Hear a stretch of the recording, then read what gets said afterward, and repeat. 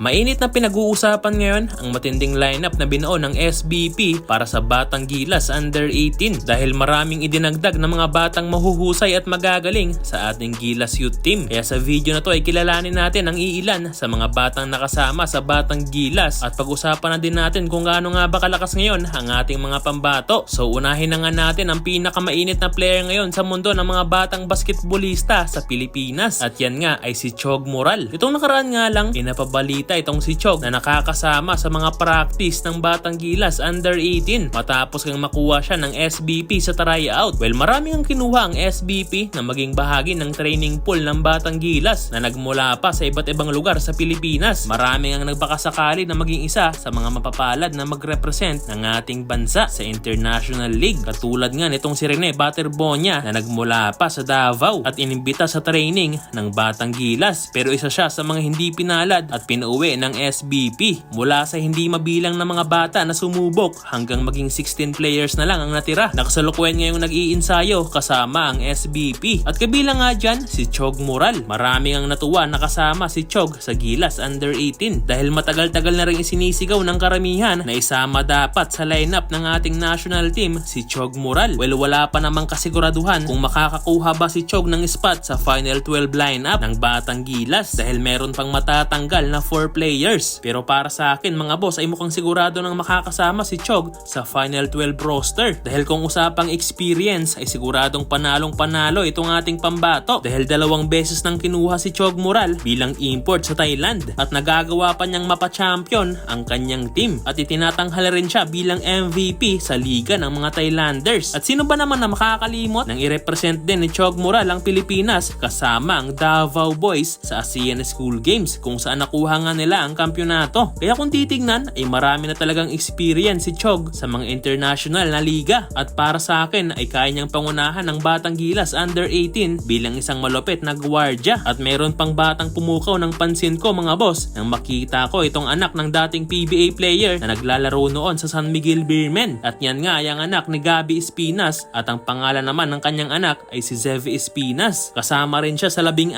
na player ngayon ng Gilas Under 18. Isa naman tong power forward at may tangkad na 6'5" na maaasahan sa depensa at pagiging hustle player sa painted area. Naglalaro nga to sa Ateneo at siguradong makakatulong sa Gilas Under 18 dahil manang-mana rin ang batang to sa kanyang tatay. Kasama rin itong dating player ng Gilas Under 17 na si Cabanyero. Isa rin tong mahusay na gwardya na siguradong malaki ang maiaambag sa ating Gilas Youth Team. So iilan lang to sa mga batang magre-represent sa bansang Pilipinas sa paparating na si Yaba at FIBA Asia Cup Under 18. At sa tingin nyo mga boss, meron nga bang ibubuga ang mga batang to sa international stage? Huwag kalimutang